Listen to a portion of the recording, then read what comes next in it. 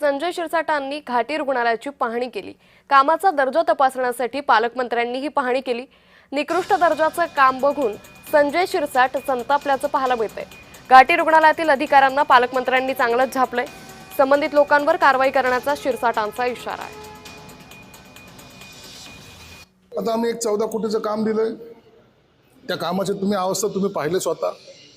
14 कोटी रुपये खर्च करून काहीच तिथे आउटपुट दिसत नाही, म्हणून मी तो संताप व्यक्त केला। म्हणून आताच मी चीफ इंजिनियर साहेबांना सुद्धा सांगितलंय, तातडीने जो कोणी असेल त्याच्यावर तुम्ही कारवाई केली पाहिजे। एकही क्षणाचा विलंब न लावता त्याच्यावर कारवाई करा।